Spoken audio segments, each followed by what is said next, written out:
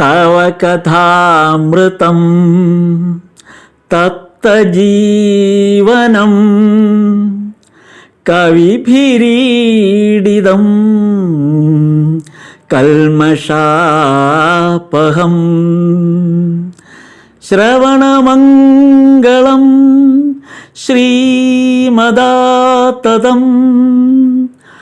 ഭുവി ഗൃണന്തി തേ ഭുരിദാ ജനാഃ ഭുവി ഗൃണന്തി തേ ഭുരിദാ ജനാഃ. സ്ഥാപകായ ച ധർമ്മസ്യ സർവധർമ്മസ്വരൂപിണേ അവതാരവരിഷ്ഠായ രാമകൃഷ്ണായ തേ നമഃ. ലജ്ജാപടാവൃതേ നിത്യം ശാരദേ ജ്ഞാനദായികേ പാപേഭ്യോ ന സദാ രക്ഷ കൃപാമയി നമോസ്തുതേ. നമഃ ശ്രീയതിരാജായ വിവേകാനന്ദസൂരയേ സച്ചിത് സുഖസ്വരൂപായ സ്വാമിനേ താപഹാരിണേ. വോള്യം 1 ഭജനാമൃതത്തിൻ്റെ 1-ാം വോള്യത്തിൽ ഭാഗം 9 അധ്യായം 4 നമ്മൾ കഴിഞ്ഞ ദിവസം പറഞ്ഞു തുടങ്ങിയത്. അതായത് ദക്ഷിണേശ്വരത്ത് ബ്രഹ്മസമാജക്കാരുമായിട്ടുള്ള ഭഗവാന്റെ സംഭാഷണം. അപ്പോൾ അതേക്കുറിച്ചാണ് നമ്മൾ പറഞ്ഞു വന്നത്. അപ്പോൾ അതിൽ ഭക്തന്മാരോട് ഭഗവാൻ പറയുന്ന, അതായത് ഠാക്കൂർ ദാസൻ തുടങ്ങിയവർ ആ മുറിക്കുള്ളിലുണ്ട്, അവരോടായിട്ട് ഭഗവാൻ അഭിമുഖമായിരിക്കുന്നു. ആ ബ്രഹ്മഭക്തന്മാരുമായിട്ട് നടത്തുന്ന സംഭാഷണമാണ് നമ്മൾ കഴിഞ്ഞ തവണ പറഞ്ഞു തുടങ്ങിയത്.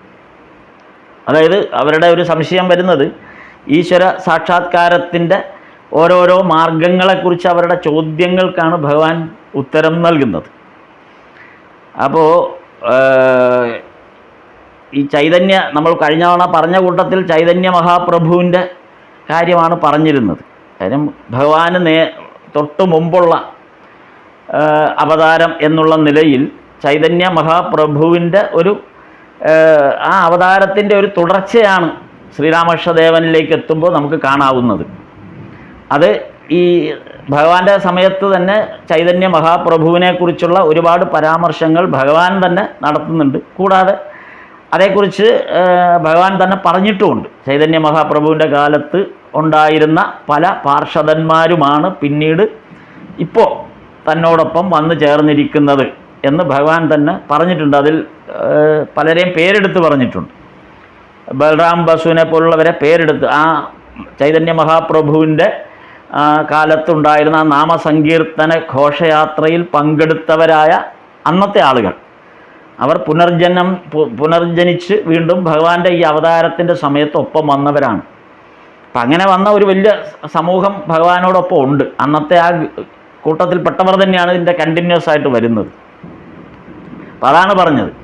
അപ്പോൾ ഭഗവാന്റെ ദേഹത്യാഗത്തിനൊക്കെ ശേഷം വരാഹനഗരത്തിലെ ആ മഠത്തിൽ നരേന്ദ്രനും മറ്റുമൊക്കെ കൂടെ ഒത്തിരുന്ന് ഒരു രാത്രി പുസ്തകങ്ങൾ വായിക്കുന്നത് വലിയ പതിവായിരുന്നു.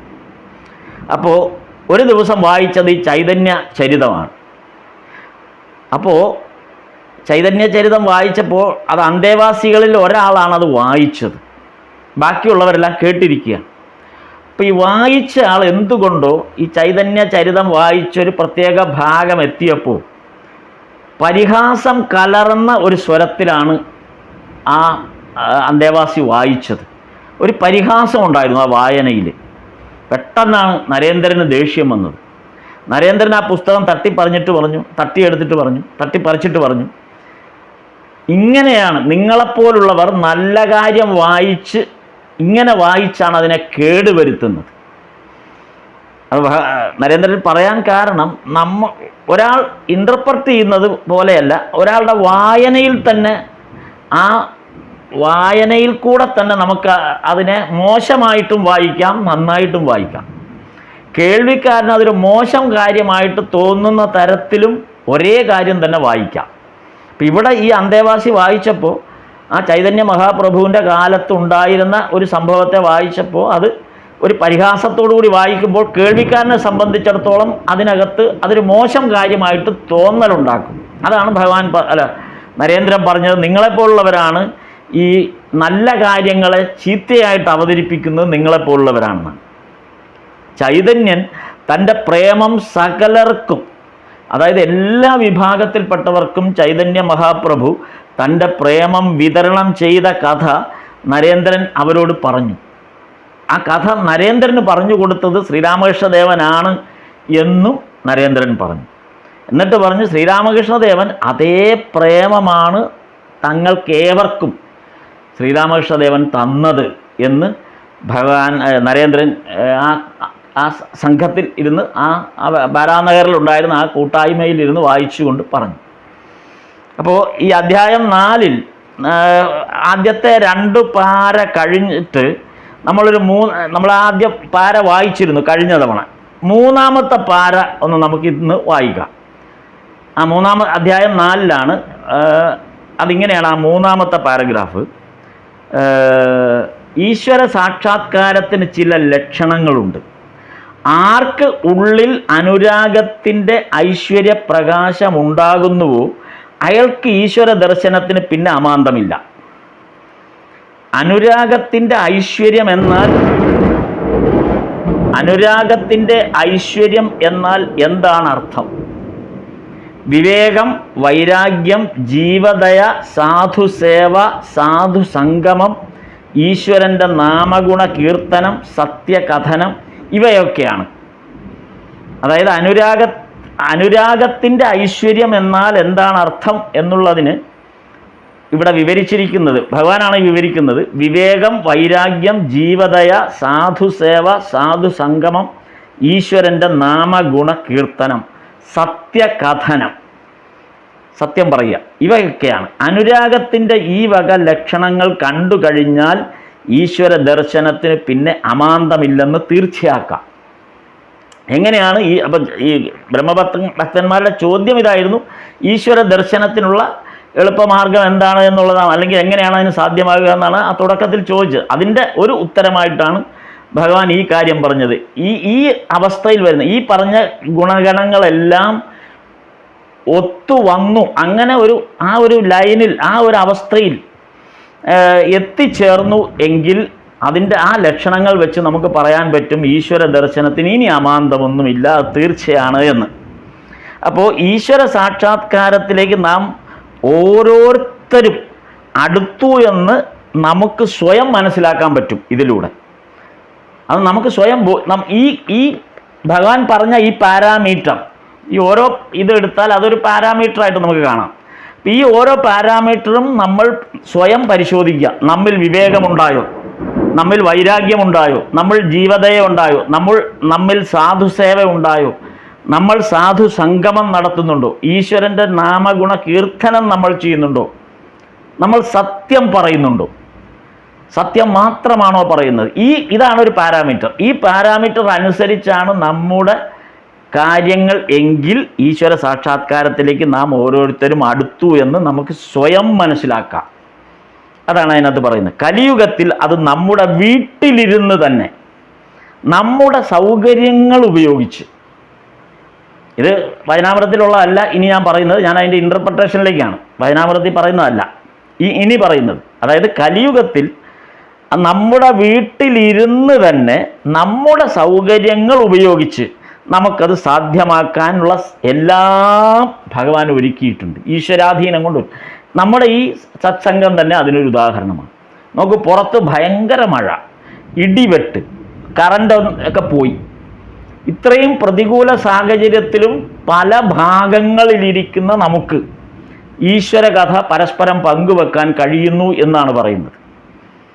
അത് നമ്മുടെ വീട്ടിൽ നമ്മുടെ സൗകര്യത്തിന് നമ്മുടെ എല്ലാ സൗകര്യങ്ങളും അനുഭവിച്ചുകൊണ്ട് നമ്മൾ ഇവിടെ ഇരിക്കുന്നു.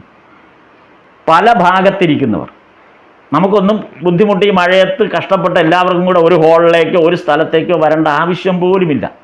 അപ്പോൾ ആധുനിക സംവിധാനങ്ങൾ പ്രയോജനപ്പെടുത്തുന്നത് ഈ ഈശ്വര കാര്യങ്ങൾക്ക് വേണ്ടി നമ്മൾ എങ്ങനെ പ്രയോജനപ്പെടുത്തുന്നു എന്നുള്ളത് അനുസരിച്ചിരിക്കും ഈ ആധുനിക സൗകര്യങ്ങൾ നമുക്ക് ഉപയുക്തമാകുന്നത്. അല്ലെങ്കിൽ ഇതെല്ലാം ഒരു പാഴ്വേലയായി മാറും. അപ്പോൾ മറ്റു 3 യുഗങ്ങളിൽ നമ്മുടെ ഈ കലിയുഗത്തിന് മുമ്പുണ്ടായിരുന്ന സത്യയുഗത്തിലായാലും ശരി, ദ്വാപരയുഗത്തിലായാലും ശരി, കൃതയുഗത്തിലായാലും ശരി, ദ്വാപരയുഗത്തിലായാലും ശരി, ത്രേതായുഗത്തിലായാലും ശരി, മറ്റു 3 യുഗങ്ങളിലും കഠിന തപസ് ചെയ്യേണ്ടി വന്നു ഈശ്വര സാക്ഷാത്കാരത്തിന്. മറ്റു മാർഗങ്ങളൊന്നുമില്ല. പരസ്പരം ബന്ധപ്പെടാനോ അല്ലെങ്കിൽ ഈ തരത്തിൽ ഒരു കൂട്ടായ്മ സൃഷ്ടിക്കാനോ ഒന്നും അന്നത്തെ സാഹചര്യങ്ങൾ ഒരുങ്ങുന്നില്ല. കഠിനമായ തപസ് തന്നെയാണ് വേണ്ടി വന്നത്. ഈശ്വര ദർശനത്തിന് ഈ കഠിന തപസ് വേണ്ടി വന്നു. ഇവിടെ ഈശ്വരൻ നമ്മുടെ അടുത്തേക്കാണ് ഇപ്പോൾ ഇറങ്ങി വന്നിരിക്കുന്നത്. കലിയുഗത്തിൽ സംഭവിച്ചത് എന്താണ്? ഈശ്വരൻ നമ്മുടെ അടുത്തേക്ക് വന്നു. ഇത് ത്രേതായുഗത്തിലോ ദ്വാപരയുഗത്തിലോ ഇതുപോലെ സംഭവിച്ചില്ല. ഇവിടെ ഭഗവാൻ നമ്മുടെ അടുത്തേക്ക് ഇറങ്ങി വന്ന് നമുക്ക് ഈശ്വര സാക്ഷാത്കാരം ലഭിക്കാനുള്ള എല്ലാ സൗകര്യങ്ങളും നമ്മോടൊപ്പം ഇരുന്ന് നമ്മെ പഠിപ്പിക്കുകയാണ്.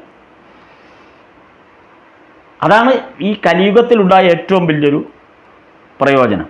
ഇപ്പം ശ്രീരാമൻ അവതരിച്ചപ്പോഴും ശ്രീകൃഷ്ണൻ അവതരിച്ചപ്പോഴും എല്ലാം അവരെ സംബന്ധിച്ച് ഒരു കർമ്മകാണ്ഡം കൂടി ഉണ്ടായിരുന്നു. ശ്രീരാമനെ സംബന്ധിച്ചിടത്തോളം ശ്രീരാമന് ഒരു കർമ്മകാണ്ഡമുണ്ടായിരുന്നു, കൃഷ്ണൻ ഒരു കർമ്മകാണ്ഡമുണ്ടായിരുന്നു. അതാണ് വ്യത്യാസം. ലൈറ്റ് വന്നു, അതുകൊണ്ടാണ് അതൊന്ന് ഓഫ് ചെയ്തേക്കാം. അപ്പം ശ്രീരാമനെ സംബന്ധിച്ചൊരു കാര്യം, ഒരു ദശരഥൻ്റെ മകനായി ജനിക്കുകയും അയോധ്യയുടെ ഇതിലേക്ക് വരേണ്ടി വരികയും പിന്നീട് അത് ഉപേക്ഷിച്ച് ഇങ്ങനെ രാവണ നിഗ്രഹം ഇങ്ങനെ ഒരുപാട് കാര്യങ്ങളിലേക്ക് പോകേണ്ട ഒരവസ്ഥ അന്നത്തെ ആ ഒരു അവതാരത്തിന് ചെയ്യേണ്ടി വന്നു. ശ്രീകൃഷ്ണനും ഇത് തന്നെയാണ് ഉണ്ടായിരുന്നത്. കാര്യം അവതാരത്തിന് തന്നെ ഒരു പിടി ജോലി ഉണ്ടായിരുന്നു ആ അവതാരകാലത്ത്. പക്ഷേ നമ്മുടെ കലിയുഗത്തിൽ നമുക്ക് സാധ്യമായതിപ്പം ചൈതന്യ മഹാപ്രഭു അദ്ദേഹം അവതരിച്ചു. മഹാവിഷ്ണുവിൻ്റെ അവതാരം തന്നെയാണ് ചൈതന്യ മഹാപ്രഭു. അദ്ദേഹം അവതരിച്ചപ്പോൾ മറ്റൊരു കർമ്മകാണ്ഡത്തിലേക്കും ആ അവതാരം പോകുന്നില്ല. മറിച്ച് നമ്മളെ കൂടെ കൂട്ടി ഈശ്വര സാക്ഷാത്കാരത്തിന് വേണ്ടി നാമജപം മാത്രമാണ് ചെയ്തത്. വേറെ ഒരു ജോലിയുമില്ല. യുദ്ധം ചെയ്യേണ്ട. നോക്കൂ, മറ്റവതാരങ്ങളുടെ അവസ്ഥ നോക്കൂ. എല്ലാ അവതാരങ്ങൾക്കും യുദ്ധം ചെയ്യേണ്ടി വന്നു. 9 അവതാരങ്ങൾക്കും കലിയുഗത്തിന് മുമ്പുണ്ടായിരുന്ന 9 അവതാരങ്ങൾക്കും അതാത് അവതാര ലക്ഷ്യങ്ങൾ എന്ന് പറഞ്ഞ് വളരെ കഠിന ശ്രമം വേണ്ടി വന്ന അവതാര ലക്ഷ്യങ്ങളാണ്. അതേസമയം കലിയുഗത്തിൽ ഈ അവതാരങ്ങൾ ഉണ്ടായപ്പോൾ ഇപ്പോൾ നാമജപത്തിന് മാത്രം പ്രാധാന്യം കൊടുത്ത് അവർ നാമജപത്തെ പ്രോത്സാഹിപ്പിക്കാൻ നമ്മോടൊപ്പം നാമം ജപിച്ച് ഈശ്വര സാക്ഷാത്കാരത്തിന് വേണ്ട വഴി കാണിച്ചു തരുന്നു. മറ്റു ഒരു തരത്തിലുള്ള കഠിന ശ്രമങ്ങളും അവതാരങ്ങൾക്ക് വേണ്ടി വന്നിട്ടില്ല, അല്ലെങ്കിൽ നമ്മളെക്കൊണ്ട് അത് ചെയ്യിക്കുന്നില്ല. നിസ്സാരം നാമം ജപിക്കാൻ മാത്രം പറഞ്ഞുകൊണ്ടാണ് ചൈതന്യ മഹാപ്രഭു വന്നത്.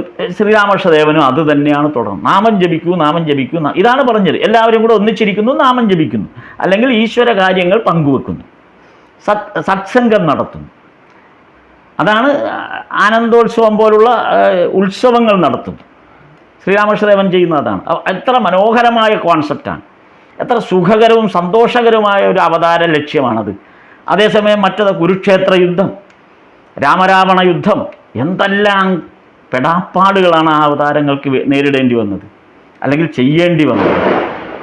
ഇതാണ് സാഹചര്യം. അപ്പോൾ ഇതാണ് ഇവിടെ ഈ യുഗത്തിൽ നമുക്ക് കിട്ടിയ വലിയൊരു അഡ്വാൻറ്റേജ് എന്ന് പറയുന്നത് ഇതാണ്. നമുക്ക് നമ്മുടെ സൗകര്യത്തിനനുസരിച്ച്, നമ്മുടെ ഓരോരുത്തരുടെയും സൗകര്യത്തിനനുസരിച്ച് ഈശ്വര സാക്ഷാത്കാരത്തിനുള്ള മാർഗം ഉണ്ടായി എന്നാണ് പറയുന്നത്.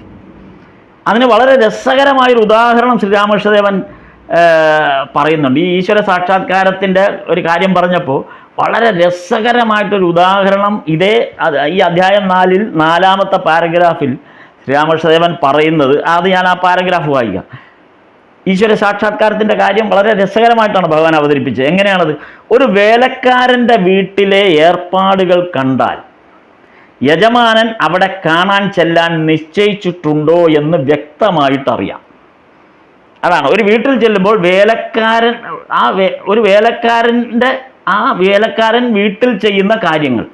ഇപ്പം നമുക്കറിയാം, ചില ഓഫീസുകളിലൊക്കെ ഹയർ അതോറിറ്റികൾ ആരെങ്കിലും വരുമ്പോഴേക്കും അവിടെ മുഴുവനും ആ ഓഫീസ് മുഴുവൻ അതിന് വേണ്ടി, അന്നത്തേക്ക് വേണ്ടി, ആ വരുന്ന ദിവസത്തേക്ക് വേണ്ടി മാത്രം സജ്ജീകരിക്കുന്ന സാഹചര്യങ്ങളുണ്ട്. കൃത്യമായി വെക്കുന്നു, എല്ലാം നല്ല ഫയലുകളെല്ലാം ഭംഗിയായിട്ട് സൂക്ഷിക്കുന്നു, മേശപ്പുറമൊക്കെ വളരെ കൃത്യമായിട്ട് വെക്കുന്നു. അപ്പോൾ അറിയാം ഹയർ അതോറിറ്റി ആരോ വരാനുണ്ട് എന്ന്. അതേപോലെ തന്നെ നമ്മുടെ വീട്ടിലേക്ക് ഒരു അതിഥി വരുന്നുണ്ട്, നമ്മുടെ വീട്ടിൽ താമസിക്കാനായിട്ട് ഒരു അതിഥി വരുന്നുണ്ട് എന്ന് അറിയുമ്പോഴേക്കും നമ്മുടെ വീടിൻ്റെ ചുറ്റുപാടുകൾ നമ്മൾ വളരെ ഭംഗിയാണ്, ആ വീടിൻ്റെ അന്തരീക്ഷം തന്നെ മാറും. സ്ഥിരം നമ്മൾ ഉപയോഗിക്കുന്ന ഒരു രീതി ആയിരിക്കില്ല അപ്പോൾ. കാര്യം അതിഥിയെ സ്വീകരിക്കുന്നതിന് വേണ്ടിയിട്ട് അതിഥിക്ക് മോശമായ ഒന്നും തോന്നാതിരിക്കാൻ നമ്മൾ ഒരുപക്ഷെ എല്ലാം ആ വീടിനകം മുഴുവൻ വളരെ വൃത്തിയായി ഭംഗിയായി എല്ലാം ക്രമീകരിക്കും, വേണ്ട ഭക്ഷണങ്ങളെല്ലാം ക്രമീകരിച്ച്. നമ്മൾ മാത്രമാണെങ്കിൽ നമുക്ക് എന്തെങ്കിലുമൊക്കെ കഴിച്ചാൽ മതി.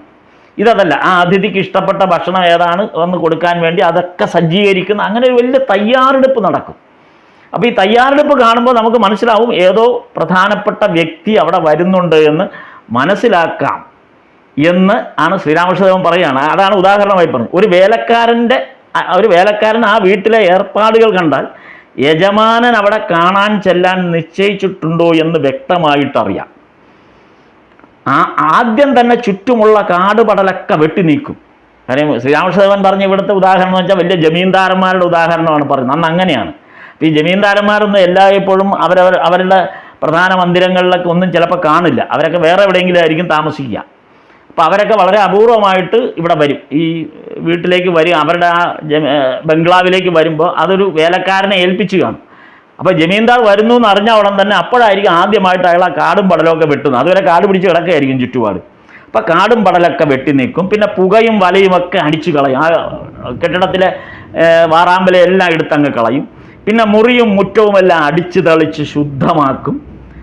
അപ്പോൾ യജമാനൻ തന്നെ ആ ഹുക്ക, അതായത് യജമാനൻ തന്നെ വിരിപ്പ്, ഹുക്ക തുടങ്ങിയ പല സാധനങ്ങളും അയച്ചു കൊടുക്കുന്നു.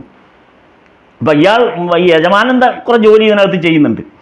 ആ വീട്ടുടമ വരുന്നതിന് മുമ്പ് തന്നെ ആ വീട്ടിൽ അയാൾക്ക് വേണ്ടി സജ്ജീകരിക്കേണ്ട ചില സാധനങ്ങളൊക്കെ നേരത്തെ കൊടുത്തയക്കും. അതിൽ പ്രധാനപ്പെട്ട ഒന്ന് അയാളുടെ ഹുക്ക. അയാൾ വരുമ്പോൾ ഹുക്ക വലിക്കണം. അപ്പോൾ ആ ഹുക്കയ്ക്ക് വേണ്ടതെല്ലാം ആദ്യമേ കൊടുത്തയക്കും. അതൊക്കെ ഈ വേലക്കാരൻ പിന്നീട് ശരിയാക്കി വെക്കും. പിന്നെ ആ കട്ടിലൊക്കെ നല്ല വിരിപ്പ് വിരിക്കണം. മറ്റേതൊക്കെ പഴയതായി പൊടി പിടിച്ച് കിടക്കുന്നതായിരിക്കും. അതൊക്കെ മാറ്റി നല്ല വിരിപ്പ് വേണം. ഇതൊക്കെ വേലക്കാരൻ്റെ ജോലിയാണ്.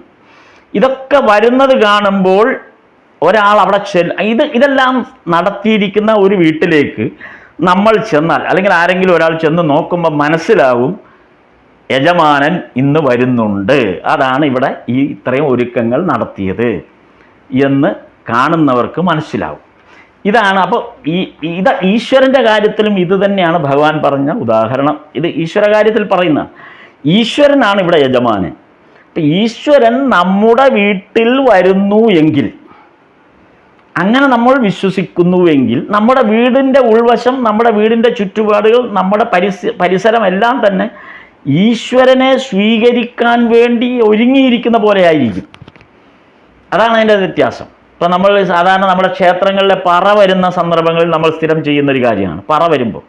അപ്പോൾ പറ വരുന്ന നമ്മുടെ വീട്ടിൽ പറ എഴുന്നള്ളിച്ച് വരുന്നൊരു സാഹചര്യം ഉണ്ടെങ്കിൽ വീട് മുഴുവൻ വൃത്തിയാക്കി അലങ്കരിച്ച് വിളക്കുകളൊക്കെ കൊളുത്തി പറയൊക്കെ ഒരുക്കി കോലമൊക്കെ വരച്ച് കുരുത്തോലയൊക്കെ കെട്ടി പൂക്കളൊക്കെ ഒരുക്കി അങ്ങനെ മനോഹരമാക്കുക വീട്.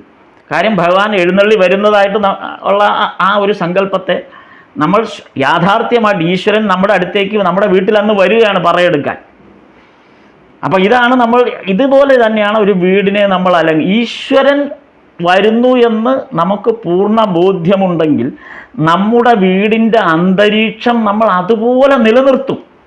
ഇപ്പം ഈശ്വരൻ ഇന്ന് വരും നാളെ വരും അങ്ങനെയല്ലല്ലോ. ഈശ്വരൻ എപ്പോഴും നമ്മളോടൊപ്പം വരുന്നുണ്ട്.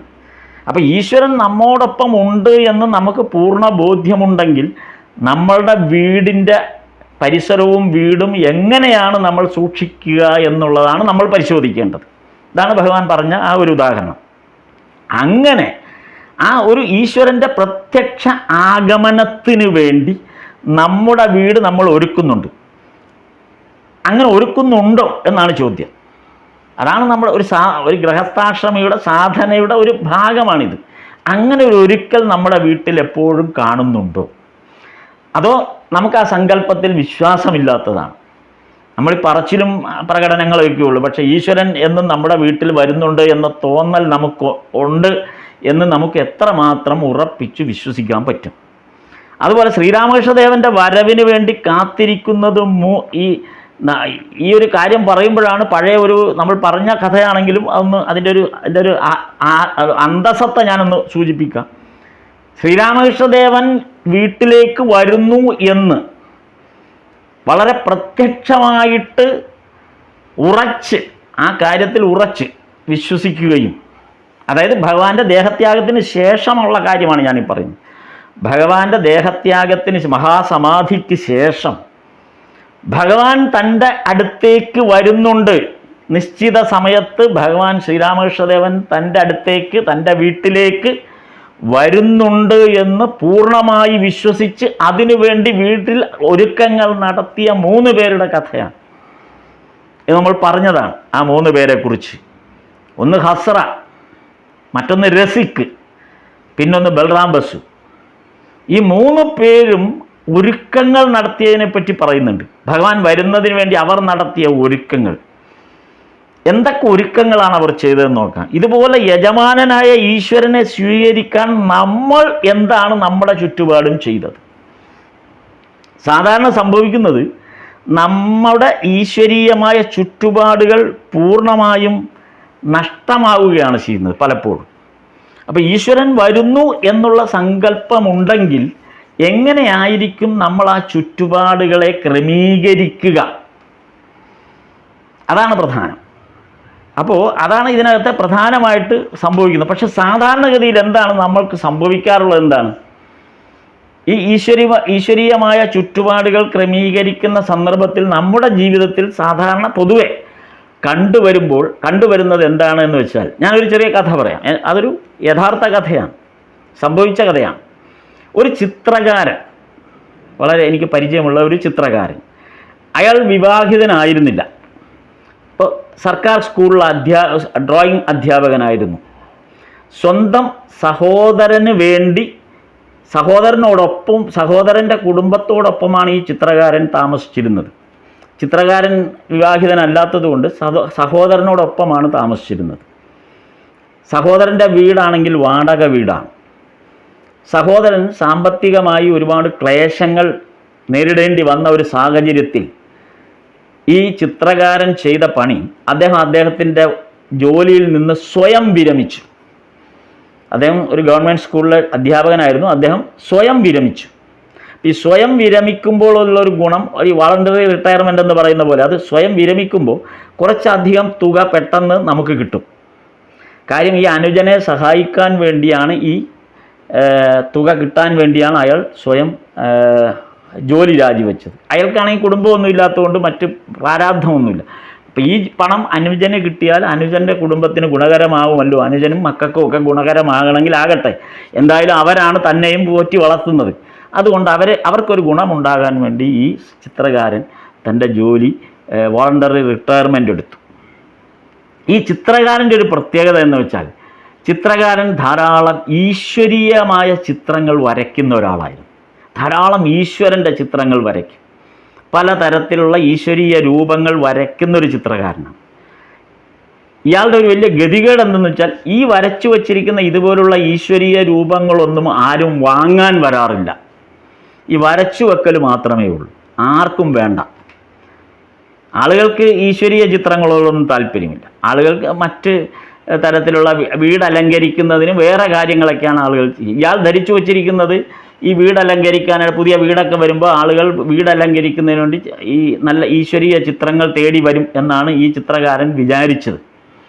പണ്ട് നമ്മളുടെയൊക്കെ പഴയ കാലത്ത് നമ്മുടെയൊക്കെ വീടിൻ്റെ മുന്നിൽ ഈ കലണ്ടർ, അന്നത്തെ ഈശ്വര രൂപങ്ങളുള്ള സുബ്രഹ്മണ്യൻ്റെയും അയ്യപ്പൻ്റെയും ഒക്കെ നല്ല നല്ല ശ്രീകൃഷ്ണൻ്റെയും ഗുരുവായൂരപ്പൻ്റെയൊക്കെ നല്ല കലണ്ടറുകൾ, ശിവൻ്റെയും ഒക്കെ നല്ല കലണ്ടറുകൾ കിട്ടുമ്പോൾ അതെല്ലാം ഫ്രെയിം ചെയ്ത് വീടിൻ്റെ മുൻവശത്ത് വെക്കുന്ന ഒരു രീതി പണ്ടുണ്ടായിരുന്നു. ഇപ്പം ഒരു വീട്ടിലും അതൊന്നും ചെയ്യാറില്ല. പണ്ട് വീടിൻ്റെ മുൻവശത്ത് മുഴുവനും ഇങ്ങനെ ഈ കലണ്ടർ ചിത്രങ്ങൾ ഫ്രെയിം ചെയ്ത് വെക്കുന്ന ഒരു രീതി. അപ്പോൾ ഈശ്വരീയ ചിത്രങ്ങൾ ഇങ്ങനെ ധാരാളം വെക്കും. അതിൻ്റെ ഒരു പ്രത്യേകത എന്തെന്ന് വെച്ചാൽ, ആ വീട്ടിൽ വളരുന്ന കുഞ്ഞുങ്ങൾ ഇത് കണ്ടാണ് വളരുന്നത്. അപ്പം അറിയാതെ തന്നെ അവരുടെ ഉള്ളിലേക്ക് ഒരു ഈശ്വരീയ ഭാവം അവരുടെ ഉള്ളിൽ അവരുടെ വളർച്ചയ്ക്കൊപ്പം ഉണ്ടാകും. പകരം ഇന്ന് നമ്മൾ ഇൻറ്റീരിയർ ഡിസൈനിങ്ങിന് ഉപയോഗിക്കുന്ന വസ്തുക്കൾ കണ്ടു കഴിഞ്ഞാൽ അത് നമ്മിൽ യാതൊരു വിധത്തിലുള്ള ഉന്നമനത്തിന്, മാനസികമായ ഉന്നമനത്തിന് ഒന്നും സഹായിക്കാത്ത പല രൂപങ്ങളുമാണ് നമ്മൾ ഇൻറ്റീരിയർ ഡിസൈനിങ്ങിന് ഉപയോഗിക്കുന്നത്. പ്രത്യേകിച്ച് ഇൻറ്റീരിയർ ഡിസൈനേഴ്സ് അത്തരം കാര്യങ്ങളാണ് സജസ്റ്റ് ചെയ്യുള്ളൂ. അതാണ് ഇന്നും അന്നും തമ്മിലുള്ള വ്യത്യാസം. അപ്പോൾ അതിന് വേണ്ടിയിട്ടാണ് ഈ ചിത്രങ്ങൾ പണ്ടുള്ളവർ ഫ്രെയിം ചെയ്ത് സൂക്ഷിച്ചിരുന്നത്. അപ്പോൾ അതുപോലെ തന്നെയാണ് ഈ ചിത്രകാരൻ ഈശ്വരീയ ചിത്രങ്ങൾ, പണ്ട് വളരെ പ്രായം ചെന്ന ചിത്രകാരനാണ്, ഈശ്വരീയ ചിത്രങ്ങൾ വരച്ച് സൂക്ഷിക്കുമെങ്കിലും ഇന്ന് പുതിയ കാലഘട്ടത്തിൽ ആർക്കും അത് വേണ്ടാത്തത് കൊണ്ട് അതൊന്നും ആരും വാങ്ങാറില്ല. അങ്ങനെ ഈ വാടക വീട്ടിൽ, അനുജനോടൊപ്പം താമസിക്കുന്ന ഈ വാടക വീട്ടിൽ അദ്ദേഹത്തിൻ്റെ മുറിയിൽ ഈ ചിത്രങ്ങളെല്ലാം ഇങ്ങനെ പൊടി പിടിച്ച് ഇങ്ങനെ ഇരിക്കും. അദ്ദേഹം ആ മുറിയിലിരിക്കും. ഇതായിരുന്നു അവസ്ഥ. അങ്ങനെ ഇരിക്കെ അനിയൻ്റെ മക്കൾ വളർന്ന് വലുതായി, അവർക്കൊക്കെ നല്ല ഉദ്യോഗം കിട്ടിയപ്പോൾ അവർ നല്ലൊരു വീട് വെച്ചു. അപ്പോൾ അതുവരെയും വാടക വീട്ടിലാണ് ഇവർ താമസിച്ചിരുന്നത്. ഈ അനിയനെയും കുടുംബത്തെയൊക്കെ പോറ്റി വളർത്തിയതും ഈ ചിത്രകാരൻ തന്നെയാണ്. അപ്പോൾ അനിയൻ്റെ മകൻ ഒരു നല്ല വീട് വെച്ചു. അയാൾക്ക് നല്ല വരുമാനമായപ്പോൾ അയാൾ നല്ലൊരു വീട് വെച്ചു, അനിയൻ്റെ മകൻ. അങ്ങനെ ഈ ചിത്രകാരൻ ഉൾപ്പെടെയുള്ള ആ കുടുംബാംഗങ്ങളെ മുഴുവൻ ആ അനിയൻ്റെ വീട്ടിലേക്ക് കൊണ്ടുപോകാൻ, അല്ലെങ്കിൽ അവിടെയാണല്ലോ അവരൊക്കെ താമസിക്കേണ്ടത്. കാരണം എല്ലാവരും ഈ വാടക വീട്ടിലാണല്ലോ. അപ്പോൾ വാടക വീടിന് വേണ്ട, നമുക്ക് സ്വന്തം വീടായി. അപ്പോൾ ചിത്രകാരനും വലിയ സന്തോഷമായി. പക്ഷേ അനിയൻ അവിടെ ഒരു കണ്ടീഷൻ വെച്ചു. അനിയൻ്റെ മകൻ പുതിയ തലമുറ ഒരു കണ്ടീഷൻ വെച്ചു. ഈ വരച്ചു വച്ചിരിക്കുന്ന ഈശ്വരീയ ചിത്രങ്ങളൊന്നും ആ പുതിയ വീട്ടിൽ കൊണ്ടുവരാൻ പാടില്ല. ഇതൊക്കെ ഇവിടെ ഈ വാടക വീട്ടിൽ ഉപേക്ഷിച്ചിട്ട് പൊക്കോളണം എന്നാണ് പറഞ്ഞത്. വളരെ ദുഃഖത്തോടു കൂടിയാണ് ആ ചിത്രകാരൻ ആ ചിത്രങ്ങളെ മുഴുവൻ പലർക്കായിട്ട് വീതിച്ചു കൊടുത്തു. അങ്ങനെ ആ ചിത്രങ്ങളെല്ലാം ഉപേക്ഷിച്ചിട്ട് ആ ചിത്രകാരൻ അവിടെ നിന്ന് പോകേണ്ടി വന്നു. അത് കഴിഞ്ഞ്, അതായത് ഇത്രയും കാലം അയാളുടെ പരിസരത്തെ ഈശ്വരീയ രൂപങ്ങൾ കൊണ്ട് പവിത്രമാക്കി വെച്ചിരുന്നതാണ്. അതിനു വേണ്ടിയിട്ടാണ് ഞാനിത് പറഞ്ഞത്. അയാളുടെ പരിസരത്തെ, അയാളുടെ മുറിയെ, അയാളുടെ പരിസരത്തെ ഒന്ന് പെയിൻറ്റിങ്സ് ആണെന്നുള്ളതിൻ്റെ പ്രത്യേകത, മറ്റൊന്ന് ഈശ്വരീയ ചിത്രങ്ങളാണെന്നുള്ളതിൻ്റെ പ്രത്യേകത മറ്റൊന്ന്. അങ്ങനെ ഈശ്വര സ്മരണ ഉണർത്തുന്ന ഒരു അന്തരീക്ഷത്തിലാണ് ഈ പ്രായാധിക്യത്തിൽ അയാൾ ജീവിച്ചിരുന്നത്. പുതിയ വീട്ടിലേക്ക് വന്നപ്പോൾ അയാൾക്ക് ചുറ്റും വെളുത്ത ചുമരുകൾ മാത്രമായിരുന്നു. അവിടെ ഒരു ആണി അടിക്കാൻ പോലും അവർ സമ്മതിക്കില്ല, അല്ലെങ്കിൽ ഒരു ചിത്രം തൂക്കാൻ പോലും സമ്മതിക്കില്ല. വെളുത്ത ചുമരുകൾ. അപ്പം ഈശ്വരീയമായ ഒരു അന്തരീക്ഷത്തിൽ നിന്ന് ദൃശ്യാത്മകമായ ഈശ്വരീയ അന്തരീക്ഷം, നമുക്ക് നമ്മുടെ പ്രാർത്ഥനകളിലൂടെയൊക്കെ ഈ അന്തരീക്ഷം സൃഷ്ടിക്കാം. ഞാൻ പറഞ്ഞത് ഇവിടെ ഒരു ദൃശ്യാത്മകമായ അന്തരീക്ഷം.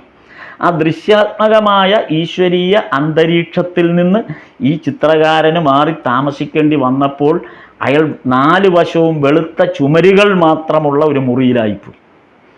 അതോടുകൂടി അയാൾക്ക് ഒരുപാട് ഡിപ്രഷൻ ഉണ്ടാകുകയും വല്ലാത്തൊരവസ്ഥയിലേക്ക് അയാളുടെ മാനസികാവസ്ഥ മാറുകയും ചെയ്തു. ഞാൻ ഈ പറഞ്ഞു വന്നത്, നമ്മൾ എങ്ങനെയാണ് നമ്മുടെ ചുറ്റുപാടുകളെ ഈശ്വരീയാംശം കൊണ്ട് നിറയ്ക്കുന്നത് എന്ന് പറഞ്ഞതാണ്. അത് ഈശ്വരന് വേണ്ടിയാണ് നമ്മൾ ആ അറ്റ്മോസ്ഫിയർ അങ്ങനെ ക്രിയേറ്റ് ചെയ്യുന്നത്. ഈശ്വരൻ നമ്മുടെ അടുത്തേക്ക് വരുന്നുണ്ട്, അല്ലെങ്കിൽ നമ്മുടെ കൂടെ ഉണ്ട് എന്ന ബോധം നിലനിർത്താൻ വേണ്ടിയിട്ടാണ് നമ്മൾ ഈ ചുറ്റുപാടുകളെ ഈശ്വരീയമായ അവസ്ഥയിൽ കൊണ്ടുവരുന്നത്. പക്ഷേ പുതിയ കാലത്തിൽ വരുമ്പോൾ പഴയ ഈ സങ്കല്പങ്ങളെല്ലാം മാറ്റിമറിക്കപ്പെടുമ്പോൾ ഇതെല്ലാം നഷ്ടപ്പെട്ടു പോകും. അതാണ് വരുന്നത്. അതേസമയം ഈ ഈശ്വരീയ അംശങ്ങളെല്ലാം നിലനിർത്തിക്കൊണ്ട് ജീവിക്കാൻ അവസരം കിട്ടിയ വളരെ പ്രായം ചെന്ന ആളുകളെയും എനിക്കറിയാം. ഒരു കുടുംബത്തിലെ മുഴുവൻ ഏതാണ്ട് 4-5 സഹോദരങ്ങൾ, വളരെ പ്രായം ചെന്ന 4-5 സഹോദരങ്ങൾ, എല്ലാവരും 80 വയസ്സിന് മുകളിലേക്ക് എത്തിയ 4-5 സഹോദരങ്ങൾ. ഈ 4-5 സഹോദരങ്ങൾക്ക് ഈ കുടുംബത്തെയും എനിക്ക് നേരിട്ട് അറിയാവുന്നതാണ് അവിടെ സംഭവിക്കുക. അപ്പോൾ ഈ 4-5 സഹോദരങ്ങൾ എല്ലാവരും 80 വയസ്സിന് മുകളിൽ പ്രായമുള്ള, അല്ലെങ്കിൽ ഏതാണ്ട് 80-ന് ചുറ്റുപാടുള്ള പ്രായമുള്ള വളരെ വാർദ്ധക്യം ചെന്നവരാണ്. അവരൊക്കെ അവരുടെ മക്കളുടെയൊക്കെ കൂടെയാണ് പല സ്ഥലങ്ങളിൽ പല വീടുകളിലായിട്ട് താമസിക്കുന്ന ഈ 5 സഹോദരങ്ങൾ. അപ്പം അതിൽ ഒരു സഹോദരി മാത്രം, ആ സഹോദരി ഈ കിടക്കുന്ന മുറിയിൽ ഭഗവാന്റെ ചിത്രം വെക്കുക, മാല അലങ്കരിക്കുക, വിളക്ക് കൊളുത്ത്, അങ്ങനെ ഈശ്വരൻ തൻ്റെ മുറിയിൽ തൻ്റെ കൂടെ ഉണ്ടെന്നുള്ള സങ്കല്പത്തിൽ മാത്രം ജീവിക്കുന്നത് ഒരു സഹോദരി മാത്രമാണ്. ബാക്കി സഹോദരന്മാരൊന്നും അങ്ങനെയല്ല. ഈ ഒരു സഹോദരിയുടെ മുറി മാത്രമേ ഈശ്വരീയ സങ്കല്പത്തിനനുസരിച്ച് ഒരുക്കിയിരുന്നുള്ളൂ. ഈ 5 സഹോദരന്മാരിൽ ആദ്യം മരണപ്പെട്ടതും ഈ ഈശ്വരീയ അംശം മുറിയിൽ അലങ്കരിച്ച് പ്രാർത്ഥനയോട് കഴിഞ്ഞ ആ സഹോദരിയാണ് ആദ്യം മരിച്ചത്. അത് ആദ്യം മരിച്ചത് എന്ന് പറയാനുള്ളൊരു കാരണം, അവർ മറ്റ് യാതൊരു വിധത്തിലുള്ള ശാരീരിക അസ്വാസ്ഥ്യങ്ങളും അനുഭവിക്കാതെ, വിഷമതകൾ അനുഭവിക്കാതെ, മറ്റുള്ളവർക്ക് ഒരു ബുദ്ധിമുട്ടും ഉണ്ടാക്കാതെ വളരെ ശാന്തമായി സന്തോഷകരമായ ഒരു അന്തരീക്ഷത്തിൽ, 80 വയസ്സ് കഴിഞ്ഞവരാണ്, അതുകൊണ്ട് ഏത് സമയത്തും മരണം സംഭവിക്കാം, അവർ വളരെ ശാന്തമായ അന്തരീക്ഷത്തിൽ അവർ പറയുമായിരുന്നു, എന്നോടൊപ്പം ഈശ്വരനുണ്ട്, ഈശ്വരനുണ്ട്, ഈശ്വരനുണ്ട്. അത് എപ്പോഴും ആ മുറിയിൽ അതുപോലുള്ള ആ മുറിയിൽ കയറിയാൽ ഒരു ക്ഷേത്രത്തിനകത്ത് കയറിയ ഒരു അന്തരീക്ഷം നമുക്കവിടെ അനുഭവിക്കുമായിരുന്നു. അവർ വളരെ നല്ല ഒരു അന്തരീക്ഷത്തിൽ അവർ തൻ്റെ ഈശ്വരനിൽ തന്നെ വിലയം പ്രാപിച്ചു. ബാക്കിയുള്ള സഹോദരങ്ങളുടെ അവസ്ഥ ഇപ്പോഴും വളരെ ദുരന്തപൂർണമാണ്. മരിക്കുകയുമില്ല, ജീവിക്കാനും പറ്റുന്നില്ല എന്നുള്ള തരത്തിൽ ദുരന്തപൂർണമായ ഒരു അന്തരീക്ഷത്തിലാണ് ബാക്കിയുള്ള 4 സഹോദരന്മാരും ജീവിക്കുന്നത്. അതാണ് ഈ ചുറ്റുപാടുകളെ എങ്ങനെ ഈശ്വരീയ അംശത്തിലേക്ക് നമ്മൾ നയിക്കുന്നു, അല്ലെങ്കിൽ നമ്മൾ എങ്ങനെ സങ്കല്പിക്കുന്നു എന്നനുസരിച്ചിരിക്കും നമ്മുടെ ജീവിതത്തിൻ്റെ സുഖവും സന്തോഷവും. ഇത് പറഞ്ഞത് ഞാൻ നേരത്തെ പറഞ്ഞ ഭഗവാൻ എപ്പോഴും ഞങ്ങളോടൊപ്പമുണ്ട്, ഞങ്ങളുടെ അടുത്ത് വരും. ഭഗവാന്റെ ദേഹത്യാഗത്തിന് ശേഷവും അല്ലെങ്കിൽ മഹാസമാധിക്ക് ശേഷവും ഭഗവാൻ ഞങ്ങളെ കൊണ്ടുപോകാൻ, ഞങ്ങളുടെ അവസാന നിമിഷം ഞങ്ങളെ കൊണ്ടുപോകാൻ ഞങ്ങളുടെ അടുത്തേക്ക് ഭഗവാൻ വരും എന്ന് പൂർണ്ണമായി വിശ്വസിച്ചിരുന്ന, ഭഗവാൻ നേരിട്ട് സശരീരനായി വരുന്ന പോലെ വരുമെന്ന് പൂർണ്ണമായി വിശ്വസിച്ചിരുന്ന 3 ഭക്തന്മാരാണ് നമ്മൾ പഠിച്ചിട്ടുണ്ട്. ഈ ഭഗവാന്റെ ഗൃഹസ്ഥാശ്രമ ഭക്തന്മാരിൽ 3 പേരെക്കുറിച്ചും ഡീറ്റെയിൽ ആയിട്ട് നമ്മൾ മുമ്പ് പറഞ്ഞതാണ്. എന്നാലും ഞാൻ ഒന്നുകൂടെ അതിൻ്റെ ഈശ്വരീയാംശം അവരെങ്ങനെ നിലനിർത്തി എന്നുള്ളതൊന്ന് ഓർമ്മിക്കാൻ വേണ്ടി എടുത്തു പറയാം. അതിൽ ഒന്നാമത്തെ ആൾ ഹസ്രയാണ്. ഹസ്രയുടെ കഥ പറഞ്ഞപ്പോൾ നമ്മൾ പറഞ്ഞു. അപ്പോൾ ഇവിടെ ഹസ്രയുടെ ഭാഗത്ത് സംഭവിച്ചത്, ഈ അവസാന നിമിഷം ഹസ്ര ചെയ്തത്, ശ്രീരാമകൃഷ്ണദേവൻ്റെ മഹാസമാധിക്ക് ശേഷം ഹസ്ര ദക്ഷിണേശ്വരത്താണ് പിന്നെയും തുടർന്നു പോകുന്നത്. സ്വയം ഭഗവാനാണെന്ന ഭാവത്തിൽ വടക്ക് കിഴക്കേ വരാന്തയിൽ ഇനി ശ്രീരാമകൃഷ്ണദേവൻ്റെ സ്ഥാനത്ത് താനാണ് എന്ന് സ്വയം സങ്കല്പിച്ചുകൊണ്ട് അവിടെ ഇരിക്കുകയായിരുന്നു. അപ്പം നിരന്തരമുണ്ടായ ഈ സ്മരണ, ഞാനാണ് ശ്രീരാമകൃഷ്ണദേവൻ, ഇനി ഞാനാണ് ശ്രീരാമകൃഷ്ണദേവൻ, ഞാൻ അവതാരമാണ്, ശ്രീരാമകൃഷ്ണ അവതാരം ഞാനാണ് ഇനി എന്ന് നിരന്തരം സങ്കല്പിച്ചുകൊണ്ട് അത് മറ്റുള്ളവരെ ബോധ്യപ്പെടുത്താൻ ശ്രമിച്ചുകൊണ്ട് ദക്ഷിണേശ്വരത്തെ വടക്ക് കിഴക്കേ വരാന്തയിൽ ഇരുന്ന ഹസ്ര, ആ പോകെ നിരന്തരമുണ്ടായ ഈ സ്മരണ കാരണം അയാളുടെ ഉള്ളിൽ അറിയാതെ തന്നെ പരിവർത്തനമുണ്ടായി. നിരന്തര ഈശ്വര സ്മരണ കാരണം ഉണ്ടായ ഒരു പരിവർത്തനമാണത്. സത്യത്തിൽ അയാൾ ഈശ്വര ആരാധനയുടെ പക്ഷത്ത് നിന്നുകൊണ്ട് ചെയ്തതല്ല, പക്ഷെ അയാൾ സ്വയം ഈശ്വരനാകാൻ ശ്രമിക്കുകയാണ് ചെയ്തത്. പക്ഷെ നിരന്തരം ഈശ്വര സ്മരണയാണത്, അതും ഈശ്വര സ്മരണയാണ്. അല്ല, ഈശ്വരൻ നോക്കുന്നത് നമ്മൾ എങ്ങനെയാണ് ഈശ്വരനെ സ്മരിക്കുന്നത് എന്നുള്ളത് മാത്രമാണ് ഈശ്വരൻ കണക്കിലെടുക്കുന്നത്. അപ്പോൾ ഹസ്ര നിരന്തരമായ ഈശ്വര സ്മരണയിലൂടെ, ഈശ്വര സ്മരണ എന്ന് വെച്ചാൽ ഞാനാണ് ഈശ്വരൻ അങ്ങ് സ്മരിക്കുകയാണ്. അപ്പം ഞാനാണ് ശ്രീരാമകൃഷ്ണദേവൻ, ഞാനാണ് ഇനി ആ ചൈതന്യം ഇനി എന്നിലാണ് എന്ന് മറ്റുള്ളവരെ ബോധ്യപ്പെടുത്താൻ ഹസ്ര എല്ലാ പണിയും ചെയ്തുകൊണ്ടിരുന്നു. അങ്ങനെ ചെയ്ത് അവിടെ ആ ദക്ഷിണേശ്വരത്ത് ഭഗവാന്റെ മുറിയുടെ മുമ്പിൽ മറ്റാരും അവിടെ ഇരിക്കുന്നില്ല. പിന്നീട് ഹസ്ര മാത്രമേ ഇരിക്കുന്നുള്ളൂ. ഭഗവാന്റെ മഹാസമാധിക്ക് ശേഷം പിന്നെ ആർക്കും അവിടെ ഇടയ്ക്ക് നരേന്ദ്രനൊക്കെ വന്നു പോകും എന്നുള്ളതല്ലാതെ, അല്ലെങ്കിൽ ചിലരൊക്കെ മഹാശയനൊക്കെ പിന്നീട് വരുന്ന ഭക്തന്മാരെ കാണിക്കാൻ കൊണ്ടുവരുന്നതല്ലാതെ സ്ഥിരമായി അവിടെ ഇരിക്കുന്നില്ല, പണ്ടിരുന്ന പോലെ ഇരിക്കുന്നില്ല. ഇവരൊക്കെ പണ്ട് സ്ഥിരമായി ഭഗവാന്റെ മുറിയിൽ വന്ന് ഇരുന്നുകൊണ്ടിരുന്നവരാണ്, പിന്നെ അവരാരും സ്ഥിരമായിട്ട് വന്നിരിക്കാറില്ല. പക്ഷേ ഇവിടെ ഹസ്ര ഇത് വിട്ടുപോകാതെ അവിടെ സ്ഥിരമങ്ങിരിക്കാൻ തുടങ്ങി. ആ കടുത്ത ഈശ്വര സ്മരണയിൽ ഹസ്രയിൽ ഉണ്ടായ മനംമാറ്റം വളരെ വലുതായിരുന്നു. അങ്ങനെ ഹസ്ര തിരിച്ച് തൻ്റെ വീട്ടിലേക്ക് പോവുകയാണ്. നോക്കൂ, ഭഗവാൻ എത്രയോ നിർബന്ധിച്ചാണ് ഇയാളോട് വീട്ടിൽ തിരിച്ചു പോകാൻ. ഇയാൾ ഈ കടബാധ്യത കൊണ്ട് പോകാതിരുന്നതാണ്. പക്ഷേ ഈ നിരന്തര സ്മരണയിൽ, ഈശ്വര സ്മരണയിൽ ഇയാൾ ഒടുവിൽ വീട്ടിലേക്ക് തിരിച്ചു പോവുകയും ഹസ്ര അയാൾ സ്വന്തം വീട്ടിൽ ചെന്ന് കുടുംബത്തോടൊപ്പം ഈശ്വര സ്മരണയോടുകൂടി തന്നെ പിന്നീടുള്ള കാലം മുഴുവൻ ജീവിച്ചു. എങ്ങനെ ജീവിച്ചു? ഭഗവാന്റെ ഒരു ചിത്രം കയ്യിൽ മാറോട് ചേർത്ത് വെച്ച് സ്വയം ആ ചിത്രത്തെയും കെട്ടിപ്പിടിച്ചാണ് ഹസ്ര തൻ്റെ ജീവിതം മുന്നോട്ട് കൊണ്ടുപോയി. പിന്നെ അതല്ലാതെ മറ്റൊന്നുമില്ല. ആ മുറിയിലൊന്നുമല്ല തൂക്കിയത് ഭഗവാന്റെ ചിത്രം മാറോട് ചേർത്ത് പിടിച്ചാണ് ഹസ്ര പിന്നീട് ജീവിക്കുന്നത്. ആ ഹസ്രയെ ഭഗവാൻ പിന്നീട് നേരിട്ട് വന്ന് കൂട്ടിക്കൊണ്ടുപോകും. ആ ആത്മാവിനെ ഭഗവാൻ ശ്രീരാമകൃഷ്ണദേവൻ അന്ത്യകാലത്ത് ഹസ്രയുടെ അടുത്തേക്ക് വന്ന കഥയൊക്കെ നമ്മൾ നേരത്തെ പറഞ്ഞു. അതുകൊണ്ട് ആ രംഗമൊന്നും ഞാൻ ഇനി ആവർത്തിക്കുന്നില്ല. എന്തായാലും ഇത് മാത്രം, ഹസ്രയെ ഭഗവാൻ നേരിട്ടാണ്. അപ്പം ഭഗവാൻ വരും എന്ന പൂർണ്ണ സങ്കല്പത്തിൽ ജീവിച്ച ഒരാളാണ് പിന്നീട് ഹസ്ര. തൻ്റെ മുറിയിൽ, തൻ്റെ വീട്ടിലേക്ക് ഭഗവാൻ വരും. അതാണ് നമുക്ക് ഏവർക്കും വേണ്ടത്. അതുപോലെയാണ് ബൽറാം ബസു.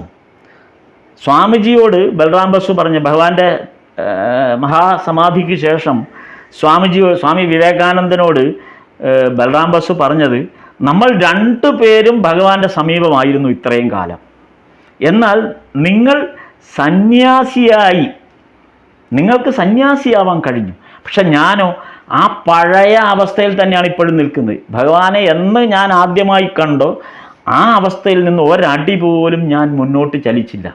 ഞാനിപ്പോഴും ആ പഴയ ഗൃഹസ്ഥൻ മാത്രമാണ് എന്ന് പറഞ്ഞ് പരിതപിക്കുന്നുണ്ട് സ്വാമിജിയുടെ അടുത്ത്. അപ്പോൾ സ്വാമിജി പറഞ്ഞൊരു മറുപടി നോക്കൂ, നിങ്ങളുടെ 3 തലമുറ ഈശ്വര സേവനം ചെയ്തവരാണ്. നിങ്ങളുടെ 3 തലമുറ ഈശ്വര സേവനം ചെയ്തതാണ്.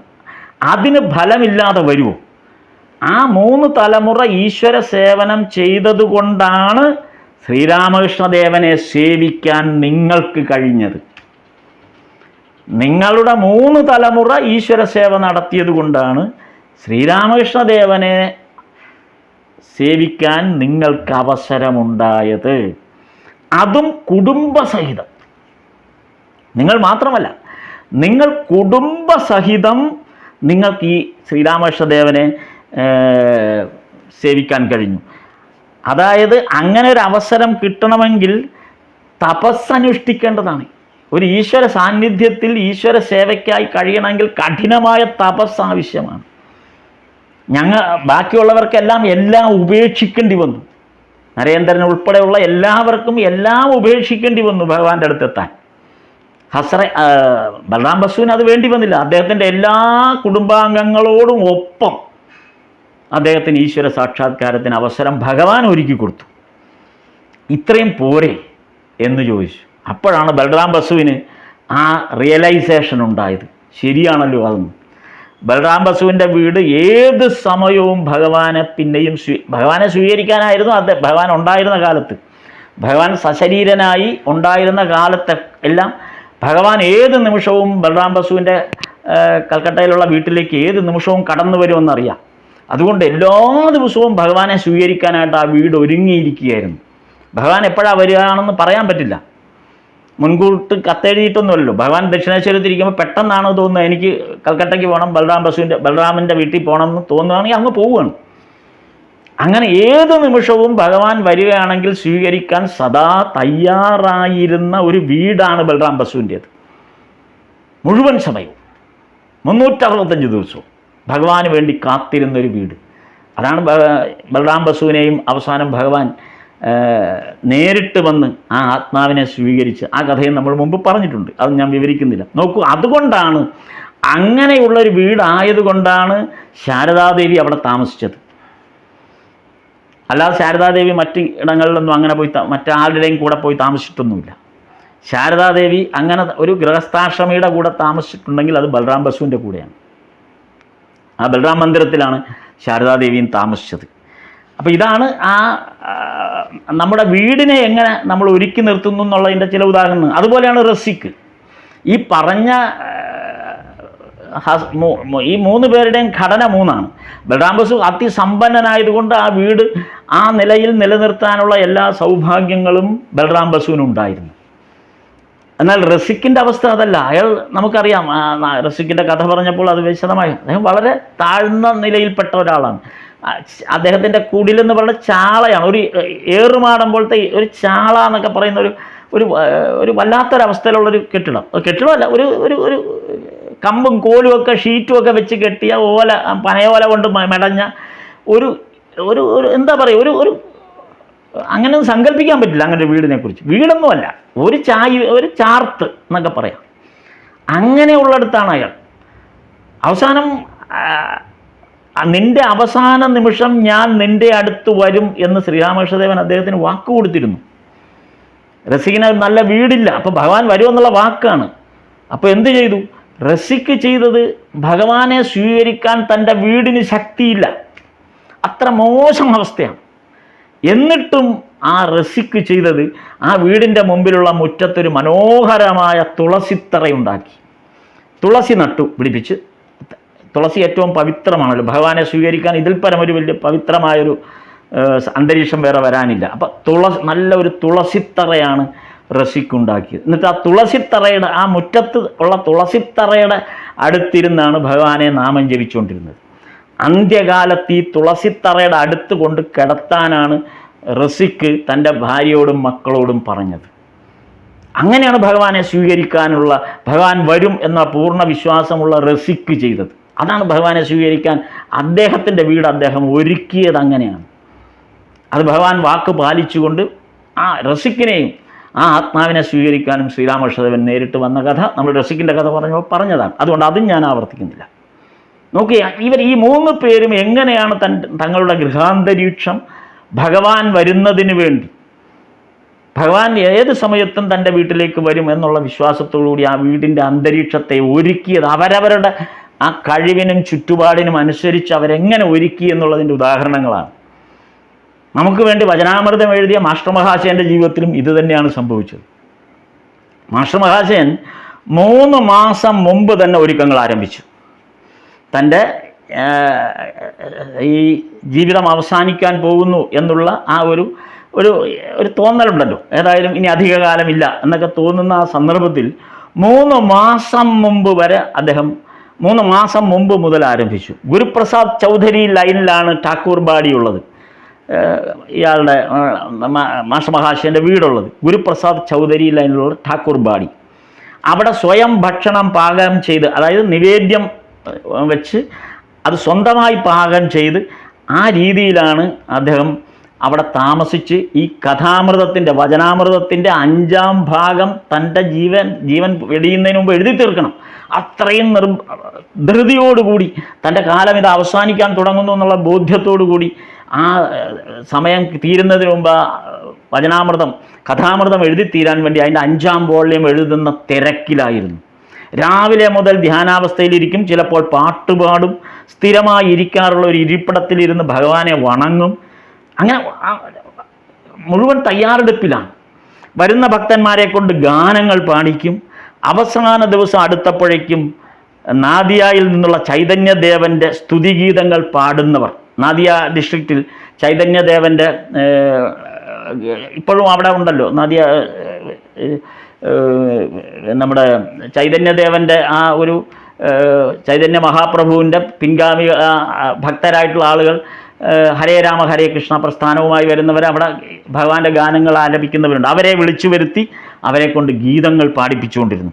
ഒരിക്കൽ ഒരാൾ നോക്കിയപ്പോൾ അനന്തതയിലേക്ക് ഇങ്ങനെ മാസ്റ്റർ മഹാശയൻ കൈ നീട്ടി ചാടാൻ ശ്രമിക്കുന്ന പോലെ തോന്നി. അപ്പോൾ ചോദിച്ചപ്പോൾ പറഞ്ഞത്, ഞാൻ പോകാൻ പോവുകയാണ്, എനിക്കിനി സമയമില്ല, അതുകൊണ്ട് കഥാമൃതത്തിൻ്റെ അവസാന ഭാഗം എഴുതുമ്പോഴേക്കും അത് പെട്ടെന്ന് തീർക്കണം എന്നുള്ള നിലയിൽ ആ കഥാമൃതത്തിൻ്റെ അവസാന ഭാഗങ്ങൾ എഴുതിയപ്പോൾ കൈമുട്ടിനൊക്കെ നീര് വന്നു. നിർത്താതെ എഴുതി കൈമുട്ടിനൊക്കെ നീര് വന്നു, അത്രമാത്രം. എന്നിട്ട് ഈ ഉപ്പ് നിറച്ച കിഴി കൊണ്ട് ഈ കൈ ചൂടാക്കിയിട്ട് കയ്യിൽ ഇങ്ങനെ ഒഴിയും, ആ കയ്യിൽ നീര് വന്നിട്ട്. കാര്യം പോകാൻ സമയമായി, അതിനുമുമ്പ് ഈ കഥാമൃതം എഴുതി തീർക്കണം. നമ്മളെപ്പോലുള്ള ഹതഭാഗ്യർക്ക് വേണ്ടിയാണ് അത് എഴുതി തീർക്കാനായിട്ട് മാസ്റ്റർ മഹാശയൻ ഇത്രയും ത്യാഗം അനുഭവിച്ചത്. അതുകൊണ്ടാണ് നമുക്കൊക്കെ ഈശ്വര സാക്ഷാത്കാരത്തിന് വേണ്ടി ശ്രമിക്കാനെങ്കിലും കഴിഞ്ഞത്. അത്രയും കഷ്ടപ്പെട്ടാണ് ഈ ഗ്രന്ഥം നമുക്ക് വേണ്ടി അവർ തയ്യാറാക്കി. അപ്പം മാസ്റ്റർ മഹാശയന് ശരിക്കും 2 താമസ സ്ഥലമുണ്ട്. ഒന്ന് ഠാക്കൂർ ബാടി, ഈ പറഞ്ഞ ഗുരുപ്രസാദ് ചൗധരി ലൈനിലുള്ള ഠാക്കൂർ ബാടി. മറ്റൊന്ന് അമേഷ് സ്ട്രീറ്റിലുള്ള മോർട്ടൺ ഇൻസ്റ്റിറ്റ്യൂട്ട്. അപ്പോഴേക്കും ആ ഇൻസ്റ്റിറ്റ്യൂട്ട് മാസ്റ്റർ മഹാശയൻ 4 നിലയുള്ള മോർട്ടൺ ഇൻസ്റ്റിറ്റ്യൂട്ട് സ്വന്തമാക്കിയിരുന്നു ഇതിനകം. ആ മോർട്ടൺ ഇൻസ്റ്റിറ്റ്യൂട്ടിൻ്റെ 4ാം നിലയിലും മാസ്റ്റർ മഹാശയൻ താമസിക്കുന്നുണ്ടായിരുന്നു. ഇടയ്ക്ക് അവിടെ അങ്ങ് താമസിക്കും. കാര്യം കുടുംബം അവിടെയാണ്. കുടുംബം മുഴുവൻ അതിൻ്റെ 3ാം നിലയിലാണ്. ഈ ഠാക്കൂർ ബാടിയിൽ കുടുംബത്തെ താമസിപ്പിച്ചിരുന്നില്ല. കാരണം അവിടെ മുഴുവൻ ഭഗവാന്റെ ഒരു ഭഗവാനെ സ്വീകരിക്കാനുള്ള ഒരു അന്തരീക്ഷമാണ് അവിടെ ഒരുക്കിയിരുന്നത് ഈ ഠാക്കൂർ ബാടി. ഈ ഗുരുപ്രസാദ് ചൗധരി ലൈനിൽ ഠാക്കൂർ ബാടി എന്ന് പറയുന്ന മാസ്റ്റർ മഹാശയൻ തന്നെ പേരിട്ട ഠാക്കൂർ ബാടി. അവിടെ ഈ ഭഗവാനെ സ്വീകരിക്കാൻ വേണ്ടി ഒരു അന്തരീക്ഷം സൃഷ്ടിച്ചിരിക്കുകയാണ്. അതുകൊണ്ട് കുടുംബത്തെ മുഴുവൻ ഈ മോർട്ടൺ ഇൻസ്റ്റിറ്റ്യൂട്ടിൻ്റെ 3ാമത്തെ നിലയിലേക്ക് താമസം മാറ്റിച്ചു. ഇവിടെ ഈ ഠാക്കൂർ ബാടിയിൽ താമസിക്കുമ്പോൾ, അല്ലെങ്കിൽ ഇവിടെയാണ് മാസ്റ്റർ മഹാശയൻ താമസിക്കുക കൂടുതൽ സമയം. കാര്യം അവിടെ ഇരുന്നാണ് ഈ 5ാം വോള്യം എഴുതി തീർക്കുക. അപ്പോൾ ഭക്ഷണം സ്വയം പാചകം ചെയ്യും. അപ്പോൾ ഈ സ്വയം പാചകം ചെയ്യുന്ന ഭക്ഷണത്തിനൊരു പ്രത്യേക രീതിയുണ്ട്. അപ്പോൾ അരി വേവിച്ചിട്ട് ഒരു ഉരുളക്കിഴങ്ങ് അങ്ങ് പുഴുങ്ങും, പിന്നെ പച്ചക്കറി എന്തെങ്കിലും വേവിക്കും, പിന്നെ ഒരു പരിപ്പ് കറി. ഇതെല്ലാം കഴിഞ്ഞിട്ട് ഭഗവാന് നിവേദിക്കാനായിട്ട് പാലും അരിയും കൂടെ പഞ്ചസാരയിട്ട് അരിപ്പായസം ഉണ്ടാക്കും. ഇതായിരുന്നു ആകെ അദ്ദേഹം ഒരു നേരമേ ഈ ഭക്ഷണം പാചകം ചെയ്യുമായിരുന്നുള്ളൂ. ഒരൊറ്റ നേരം ഭക്ഷണം ഒരു നേരമേ കഴിക്കുകയുള്ളൂ. അത് രാവിലെ 10 മണിക്ക് കഴിക്കും. ആ 10 മണിക്ക് കഴിക്കുന്ന ഈ ഭക്ഷണം, ഇത് 10 മണിക്ക് ഭഗവാന് നേദിച്ച് ഇത്രയും കാര്യം, ഉരുളക്കിഴങ്ങ് പുഴുങ്ങിയതും പരിപ്പ് കറിയും പച്ചക്കറിയും കൊണ്ടുള്ള ഒരു ചെറിയ കറിയും കൂടാതെ അരിപ്പായസവും, ഇത്രയും ഭഗവാന് നിവേദിച്ച് 10 മണിയാവുമ്പോൾ ഇത് ഭക്ഷണം കഴിച്ചു കഴിഞ്ഞാൽ പിന്നെ പൂർണ്ണമായ സമയവും എഴുത്തിനും ധ്യാനത്തിനും സാധനയ്ക്കും വേണ്ടി മാത്രമാണ് നീക്കിവെച്ചത്, മുഴുവൻ സമയവും. കഥാമൃതം പൂർണ്ണമാക്കുമ്പോൾ മാസ്റ്റർ മഹാശയൻ പറഞ്ഞത്, വർഷങ്ങൾക്ക് മുമ്പ് നടന്നതാണ് ഞാൻ ഈ എഴുതിക്കൊണ്ടിരിക്കുന്നത്. അതിൻ്റെ 5ാം ഭാഗം പൂർത്തീകരിക്കുന്ന സന്ദർഭത്തിൽ മാസ്റ്റർ മഹാശയൻ അവിടെ വരുന്നവരോട് പറഞ്ഞു, വർഷങ്ങൾക്ക് മുമ്പ് 1930 ശേഷമാണ് ഇതിൻ്റെ അവസാന ഭാഗത്തിൻ്റെ രചന നടക്കുന്നത്. ഇത് 1882 മുതൽ 86 ഇടയ്ക്ക് നടക്കുന്ന സംഭവങ്ങൾ. അപ്പോൾ എത്ര വർഷത്തിൻ്റെ ഗ്യാപ്പുണ്ട് ഇതിനിടയിൽ. അപ്പോൾ ആ വർഷങ്ങൾക്ക് മുമ്പ് നടന്ന സംഭവങ്ങൾ ഞാൻ അത് റീക്രിയേറ്റ് ചെയ്തുകൊണ്ട് പൂർണ്ണമായും ആ കാലത്ത് ജീവിച്ചുകൊണ്ടാണ് ഞാനിത് എഴുതുന്നത്. അങ്ങനെയാണ് ആ ഠാക്കൂർ ബാടിയിലെ ജീവിതം തന്നെ ഈ വർഷങ്ങൾക്ക് പിന്നിലുണ്ടായിരുന്ന ആ ഒരു അന്തരീക്ഷത്തിലേക്ക് സ്വയം പ്രവേശിച്ച് അങ്ങനെ ഒരു സാധനാക്രമത്തിൽ ഇരുന്നു കൊണ്ടാണ് മാസ്റ്റർ മഹാശയൻ തൻ്റെ ആ രചന പൂർത്തിയാക്കി. ഇങ്ങനെ ജോലികളെല്ലാം പൂർത്തിയാക്കിയിട്ട് ആണ് മാസ്റ്റർ മഹാശയനും യാത്രയ്ക്ക് ഒരുങ്ങിയത്.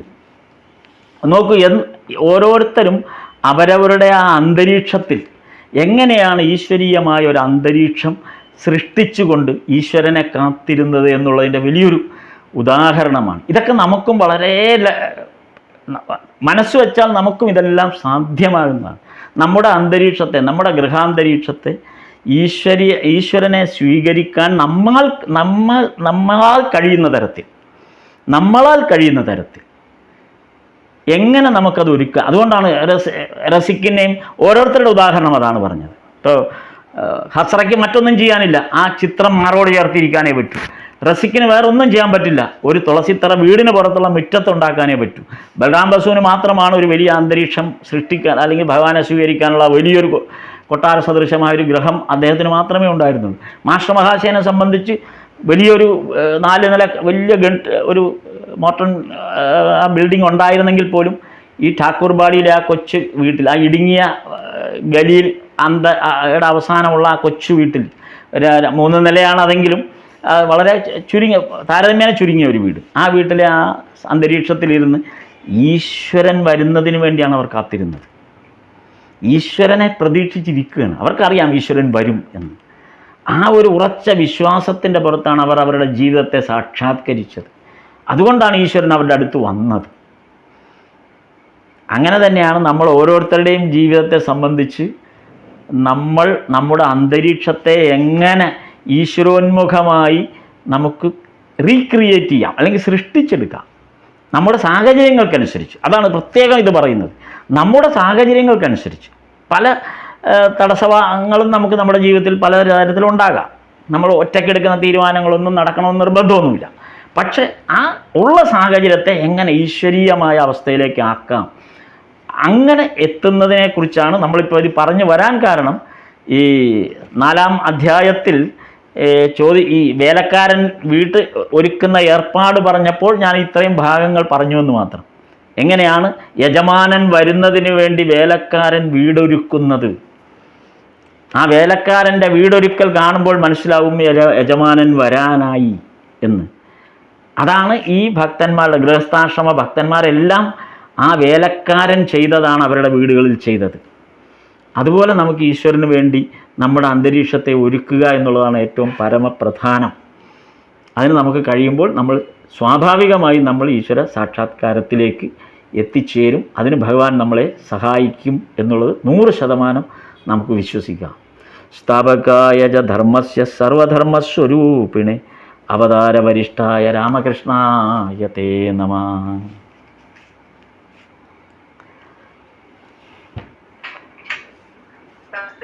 നമസ്തേ നമസ്തേ.